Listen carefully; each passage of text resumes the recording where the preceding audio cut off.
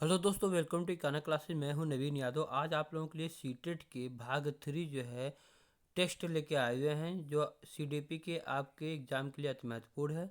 यदि आप चैनल पे नए हैं तो चैनल को सब्सक्राइब कर लीजिए, क्योंकि आज जो क्वेश्चन सॉल्व कराएंगे आपके एग्ज़ाम के लिए अति महत्वपूर्ण होगा। तो चलिए क्वेश्चन को देखते हैं। क्वेश्चन नंबर पहला, मानववाद में शिक्षक का स्थान क्या है? ए सर्वोपरि, बी सर्वोत्तम, सी सृजनशील, डी उपयुक्त सभी। तो जो शिक्षक होता है वो सर्वोपरि होता है, सर्वोत्तम भी होता है, सृजनशील भी होता है। इसलिए आपका ऑप्शन नंबर डी जो है आपका करेक्ट हो जाएगा, उपयुक्त सभी। तो अब आगे बढ़ते हैं क्वेश्चन नंबर 2 पे। क्वेश्चन नंबर 2 है, प्रजातंत्र में शिक्षा की आवश्यकता क्यों है? प्रजातंत्र में शिक्षा की आवश्यकता क्यों है? योग्य नागरिकों का निर्माण करने के लिए, राष्ट्रभाषा के अध्ययन के लिए, विद्यालयों की स्थापना के लिए, या धर्म के प्रचार के लिए। तो इसमें आपका ऑप्शन नंबर ए जो है करेक्ट हो जाएगा। शिक्षा का जो आवश्यकता है वह जो है योग्य नागरिकों का निर्माण करने के लिए किया जाता है। इसलिए ऑप्शन नंबर ए हमारा जो है करेक्ट होगा। अब अगले क्वेश्चन पे बढ़ते हैं। Question number 3। क्वेश्चन नंबर 3 है, बालकों में अधिगम संबंधी योग्यताओं का विकास होता है। इसके भी 4 ऑप्शन दिए गए हैं। आत्मविभक्ति से, रचनात्मक क्रियाकलापों के माध्यम से, आत्ममंथन से, सहयोगात्मक कार्यों से। तो इसका ऑप्शन नंबर बी जो है करेक्ट होगा। रचनात्मक क्रियाकलापों के माध्यम से जो है बालकों में अधिगम संबंधी योग्यताओं का विकास होता है।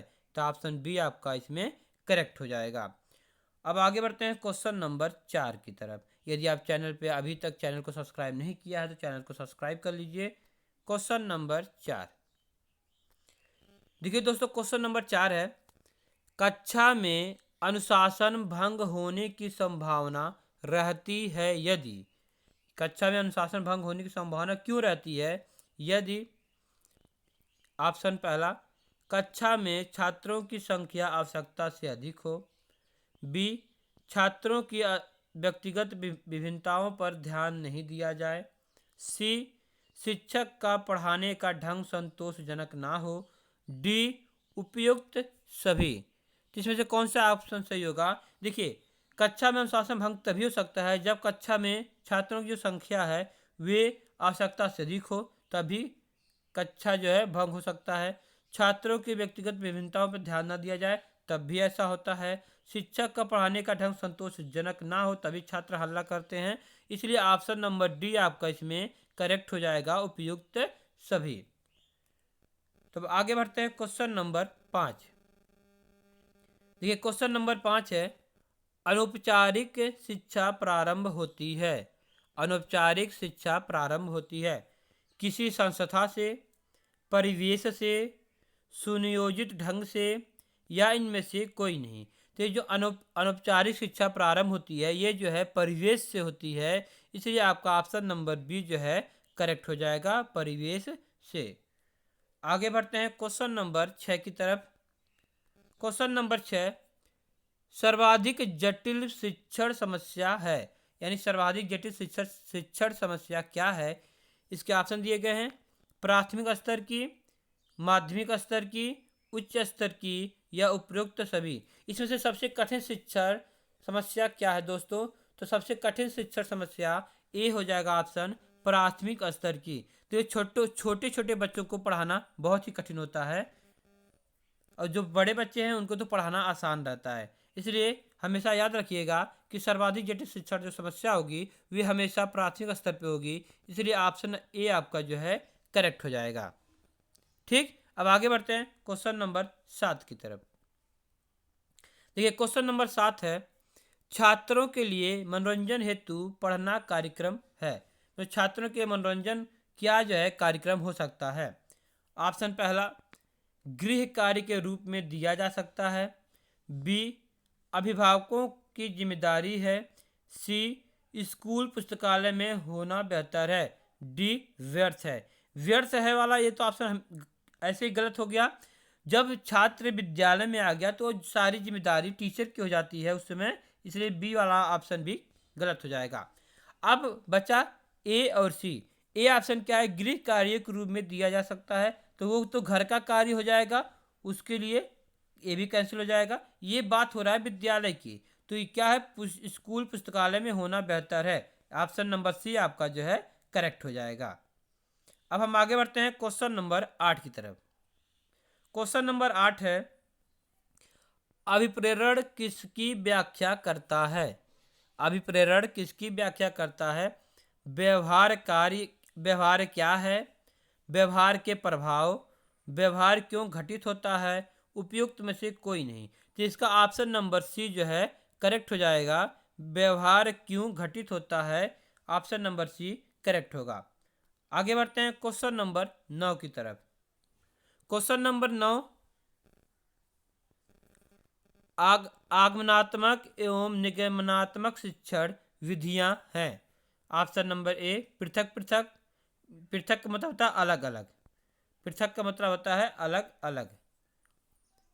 बी एक दूसरे पर आश्रित, सी एक दूसरे की पूरक, डी एक दूसरे से स्वतंत्र। तो 9वें का आंसर हो जाएगा सी एक दूसरे की पूरक। ऑप्शन नंबर सी इसमें करेक्ट होगा। अब आगे बढ़ते हैं क्वेश्चन नंबर 10 की तरफ। क्वेश्चन नंबर 10 है, शिक्षा में नवाचार का संबंध है। नवाचार का मतलब होता है नया। ऑप्शन नंबर ए शिक्षण प्रशिक्षण से, बी विद्यापीठ शिक्षा से, सी अध्यापक से, डी शिक्षण में नवीन प्रयोग से। तो आपका ऑप्शन नंबर डी करेक्ट होगा, शिक्षण में नवीन प्रयोग से। नवाचार का संबंध किससे है? शिक्षण में नवीन प्रयोग से, यानी ऑप्शन नंबर डी आपका करेक्ट होगा। अब आगे बढ़ते हैं क्वेश्चन नंबर 11 की तरफ। क्वेश्चन नंबर 11 है, शिक्षक दिवस जन्मदिन है, यानी शिक्षक दिवस किसके रूप में जन्मदिन मनाया जाता है? A option Mahatma Gandhi, B Sarvepalli Radhakrishnan, C Jagdish Chandra Basu, D Swami Vivekananda. तो आपका ऑप्शन नंबर बी जो है करेक्ट हो जाएगा। सर्वपल्ली राधाकृष्णन के रूप में 5 सितंबर को जन्म शिक्षक दिवस के रूप में हमेशा मनाया जाता है। तो ऑप्शन नंबर बी आपका करेक्ट होगा। अब आगे बढ़ते हैं क्वेश्चन नंबर 12। क्वेश्चन नंबर 12 है, छात्रों को बहुत अधिक या कठोर सजा देने से क्या समस्या उत्पन्न होती है? ऑप्शन नंबर ए उनके माँ बाप प्रधानाध्यापक से शिकायत करने आ जाते हैं। ऑप्शन नंबर बी छात्र स्कूल छोड़कर दूसरे स्कूल में जा सकता है। ऑप्शन नंबर सी छात्रों के मन में स्कूल के प्रति उग्र प्रतिक्रिया पैदा हो सकती है। ऑप्शन नंबर डी स्कूल में अनुशासन अच्छा रहता है। स्कूल में अनुशासन अच्छा रहता है। तो इसका ऑप्शन नंबर सी करेक्ट होगा, छात्रों के मन में स्कूल के प्रति उग्र प्रतिक्रिया पैदा हो सकती है। ऑप्शन नंबर सी है हमारा करेक्ट होगा। आगे बढ़ते हैं क्वेश्चन नंबर 13। क्वेश्चन नंबर 13 है, माइक्रो स्टडी का प्रारंभ करने वाले विद्वान कौन थे? Option A doctor Bush, B doctor A W D Allen, C Aitchison, D क्लेनबेस। तो माइक्रो स्टडी का प्रारंभ करने वाले जो विद्वान थे वे थे doctor A W D Allen. Option number B आपका करेक्ट होगा। आगे बढ़ते हैं क्वेश्चन नंबर 14। कौन सी पद्धति विज्ञान शिक्षण के लिए अधिक उपयोगी नहीं है? ऑप्शन नंबर ए समस्या पद्धति, ऑप्शन बी आगमन पद्धति, सी प्रयोगशाला पद्धति, डी प्रश्नोत्तर पद्धति। तो इसमें से कौन सा पद्धति विज्ञान शिक्षण के लिए अधिक उपयोगी नहीं है? तो ये हो जाएगा प्रश्नोत्तर पद्धति, यानी ऑप्शन नंबर डी आपका करेक्ट होगा। प्रश्नोत्तर पद्धति ये पद्धति विज्ञान शिक्षण के लिए अधिक उपयोगी नहीं है। ठीक, अब आगे बढ़ते हैं क्वेश्चन नंबर 15। क्वेश्चन नंबर 15 है, बृहद कक्षा शिक्षण संबंधित है। किससे संबंधित है ये? बड़े बड़े कक्ष से, शिक्षकों की अधिकता से, छात्रों के कम होने से, कक्षा में निर्धारित छात्रों की संख्या से अधिक छात्र होने से। तो इसमें से कौन सा ऑप्शन करेक्ट होगा। तो ये जो है डी ऑप्शन इसका करेक्ट होगा। कक्षा में निर्धारित छात्रों की संख्या से अधिक छात्र होने से बृहद कक्षा शिक्षा संबंधित है। ऑप्शन नंबर डी हमारा करेक्ट होगा। अब आगे बढ़ते हैं क्वेश्चन नंबर 16 की तरफ। क्वेश्चन नंबर 16 है, अभिप्रेरण की प्रक्रिया रुकने से क्या दिक्कत होती है? ऑप्शन ए, व्यक्ति की क्रिया भी रुक जाती है। बी, कार्य करने की आवश्यकता भी मर जाती है। सी, उपरोक्त दोनों। डी, इनमें से कोई नहीं। जिसका जो आंसर होगा वो होगा सी, उपरोक्त दोनों। अभिप्रेरण की प्रक्रिया रुकने से व्यक्ति की क्रिया भी रुक जाती है और कार्य करने की आवश्यकता भी मर जाती है, इसलिए दोनों ऑप्शन करेक्ट होंगे। इसलिए सी ऑप्शन आपका सही होगा, उपरोक्त दोनों। ठीक, चलिए आगे बढ़ते हैं दोस्तों। क्वेश्चन नंबर 17, एक शिक्षक के लिए छात्र की बुद्धि लब्धि की उपयोगिता क्या है? इसके ऑप्शन दिए गए हैं। छात्र की उन्नति करने हेतु, छात्र की सूची के प्रत्याशा का मूल्यांकन करने हेतु, छात्रों के श्रेणी प्रतिस्थापन हेतु, पाठ्यक्रम के प्रकरणों को सुनिश्चित करने हेतु। जिसमें से कौन सा ऑप्शन सही होगा? तो इसका ए ऑप्शन करेक्ट होगा। छात्र की उन्नति करने हेतु जो है छात्र की बुद्धि लब्धि का उपयोगिता शिक्षक के लिए जरूरी होता है। तो ऑप्शन नंबर ए आपका करेक्ट होगा। अब आगे बढ़ते हैं क्वेश्चन नंबर 18। क्वेश्चन नंबर 18 है, मानसिक आयु द्वारा मापन किया जाता है। मानसिक आयु द्वारा मूल्यांकन मापन किया जाता है। ऑप्शन ए, मानसिक परिपक्वता का। बी, मानसिक बुद्धि दर का। सी, जन्मजात मानसिक शक्ति का। डी, उसकी आयु वर्ग के समकक्ष अन्य बालकों के बौद्धिक स्तर का। जिसमें से कौन सा ऑप्शन सही होगा? आपका ऑप्शन नंबर ए करेक्ट होगा, मानसिक परिपक्वता का। ऑप्शन नंबर ए जो है आपका करेक्ट हो जाएगा। अब आगे बढ़ते हैं क्वेश्चन नंबर 19। क्वेश्चन नंबर 19 है, कक्षा में छात्रों को अभिप्रेरित किया जा सकता है, कैसे? ऑप्शन ए, उनकी सफलता की दर बढ़ाकर। बी, यदि वे प्रतिभावान हैं तो उनके मार्ग में रुकावट खड़ी करके। ऑप्शन सी, उनमें स्वास्थ्य प्रतियोगी भावना विकसित करके। ऑप्शन डी, उपयुक्त सभी। तो इसमें से ऑप्शन सी आपका करेक्ट हो जाएगा, उनमें स्वास्थ्य प्रतियोगी भावना विकसित करके कक्षा में छात्रों को अभिप्रेरित किया जा सकता है। ऑप्शन सी आपका करेक्ट हो जाएगा। अब आगे बढ़ते हैं क्वेश्चन नंबर 20। क्वेश्चन नंबर 20 है, छोटे बच्चों में पढ़ने की नियमित आदत बनाने हेतु क्या करना चाहिए, यानी क्या आवश्यकता है? तो ऑप्शन नंबर ए,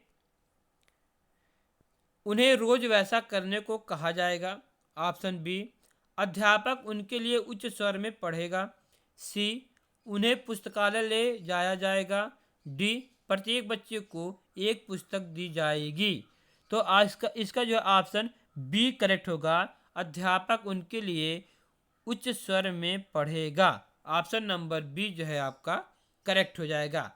तो दोस्तों, यदि अभी तक आपने चैनल को सब्सक्राइब नहीं किया है तो चैनल को सब्सक्राइब कर लीजिए और लाइक कीजिए, शेयर कीजिए और कमेंट करके हमें ज़रूर बताइए कि आपको क्वेश्चन कैसे लगे। जो है वीडियो देखने के लिए धन्यवाद दोस्तों।